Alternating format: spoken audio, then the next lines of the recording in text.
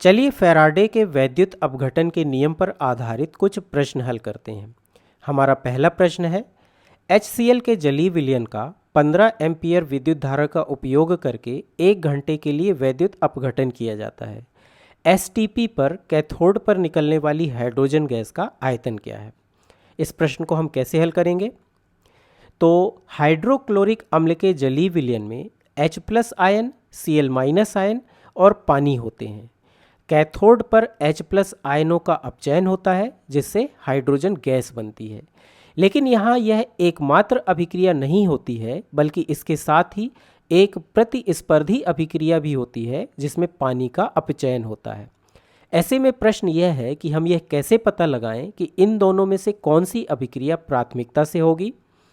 इसके लिए हमें इनके इलेक्ट्रोड विभव को देखना होगा।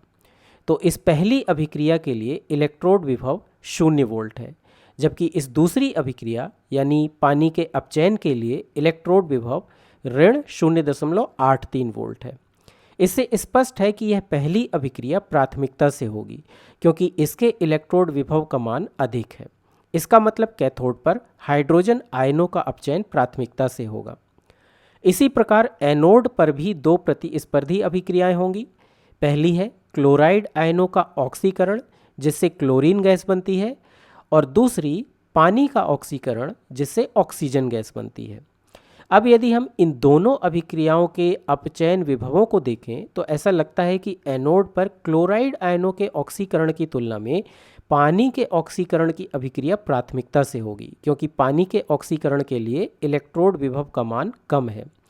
लेकिन वास्तव में ऐसा नहीं होता है, बल्कि एनोड पर क्लोराइड आयनों का ऑक्सीकरण प्राथमिकता से होता है, और ऐसा कुछ व्यवहारिक बाधाओं जैसे क्लोरीन गैस की तुलना में ऑक्सीजन गैस का ओवर पोटेंशियल यानी अधिविभव मान अधिक होना, सांद्रता का प्रभाव इत्यादि के कारण होता है।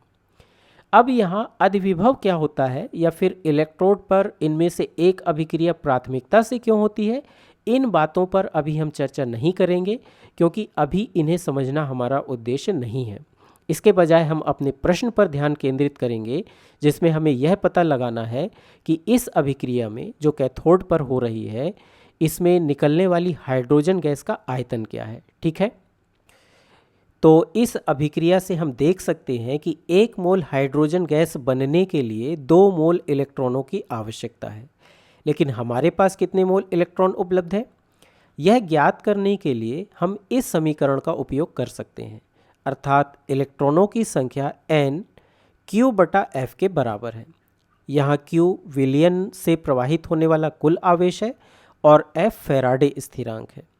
अब चूंकि प्रवाहित आवेश का मतलब विद्युत धारा और समय का गुणनफल होता है, इसलिए यह समीकरण हो जाएगा विद्युत धारा I गुणा समय T/F। अब प्रश्न में हमें दिया गया है कि विलयन में प्रवाहित होने वाली विद्युत धारा 15 एम्पीयर है और इसे विलयन में 1 घंटे के लिए यानी सेकंड में कहें तो 3600 सेकंड तक प्रवाहित किया जाता है। और जब हम इसे फैराडे स्थिरांक जिसका मान 96,500 कूलाम प्रति मोल है इससे विभाजित करते हैं तब हमें अंतिम मान 0.56 मोल मिलता है। इसका मतलब विलयन से कुल 0.56 मोल इलेक्ट्रॉन प्रवाहित हो रहे हैं। अब यदि 2 मोल इलेक्ट्रॉन 1 मोल हाइड्रोजन गैस का उत्पादन करते हैं तो 0.56 मोल इलेक्ट्रॉन कितने मोल हाइड्रोजन गैस का उत्पादन करेंगे? यह गणना आसान है और इस गणना को करने पर हमें उत्तर मिलता है 0.28 मोल। ठीक है, लेकिन ध्यान दीजिए कि प्रश्न के अनुसार हमें कैथोड पर बनने वाली हाइड्रोजन गैस के मोलों की संख्या नहीं ज्ञात करना है, बल्कि यह ज्ञात करना है कि कैथोड पर बनने वाली हाइड्रोजन गैस का आयतन कितना है।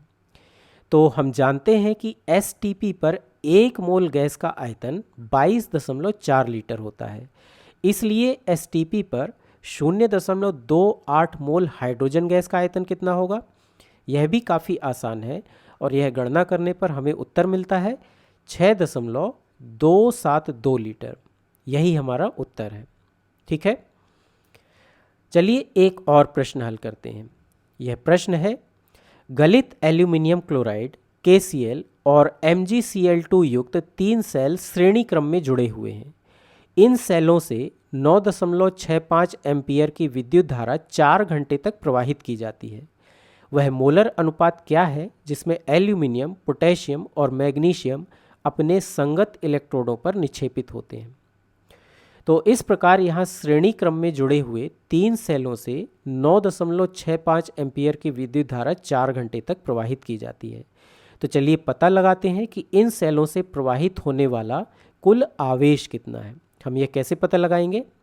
इसके लिए हम इस सूत्र का उपयोग करेंगे, अर्थात Q बराबर I गुणा T, जहाँ Q प्रवाहित आवेश की मात्रा है, I विद्युत धारा की मात्रा है और T समय है। अब इस सूत्र में विद्युत धारा और समय का मान रखने पर हमें सेलों से प्रवाहित होने वाले कुल आवेश का यह मान मिलता है। अब कुल आवेश के इस मान से हम परिपथ से प्रवाहित होने वाले इलेक्ट्रॉनों के कुल मोलों की संख्या ज्ञात कर सकते हैं जो इन वैद्युत अपघट्यों के अपचयन के लिए उपलब्ध हैं। और इसके लिए हम Q बराबर NF इस सूत्र का उपयोग कर सकते हैं, जहां Q कुल आवेश है और F फैराडे स्थिरांक है। इस सूत्र को पुनर्व्यवस्थित करके हम इलेक्ट्रॉनों के मोलों की संख्या यानी N ज्ञात करने के लिए इसे N बराबर Q बटा F लिख सकते हैं। अब इस सूत्र में Q का मान रखकर इसे फैराडे स्थिरांक से विभाजित करने पर हमें इलेक्ट्रॉनों के मोलों की संख्या 1.44 मोल मिलती है। इसका मतलब हमारे पास कुल 1.44 मोल इलेक्ट्रॉन हैं जो एल्यूमिनियम, पोटेशियम और मैग्नीशियम को उनके संगत इलेक्ट्रोडों पर निक्षेपित करने के लिए उपयोग हो रहे हैं। लेकिन इन धातुओं के अपचयन के लिए कितने मोल इलेक्ट्रॉनों की आवश्यकता है, यह पता लगाने के लिए हमें इनकी अर्ध अभिक्रियाओं को देखना होगा।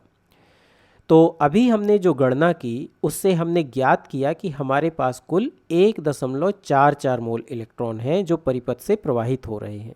अब एल्यूमिनियम की अर्ध अभिक्रिया से हम देख सकते हैं कि 1 मोल एल्यूमिनियम को निक्षेपित करने के लिए 3 मोल इलेक्ट्रॉनों की आवश्यकता है। तो फिर 1.44 मोल इलेक्ट्रॉन कितना एल्यूमिनियम निक्षेपित करेंगे?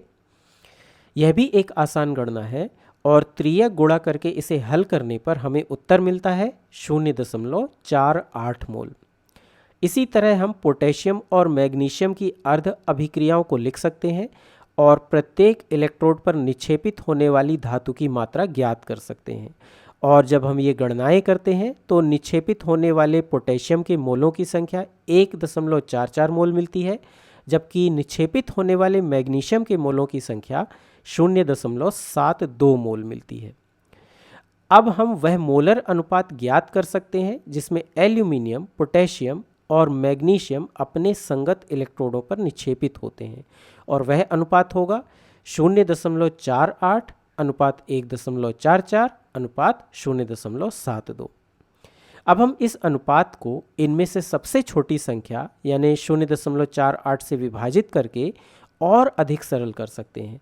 और जब हम ऐसा करते हैं यानी इन तीनों में 0.48 से भाग देते हैं, तब हमें जो अनुपात मिलता है वह है 1:3:1.5। और अब यदि हम इनमें 2 का गुणा कर दें तो हमें पूर्ण संख्याओं में अंतिम मोलर अनुपात मिलता है 2:6:3।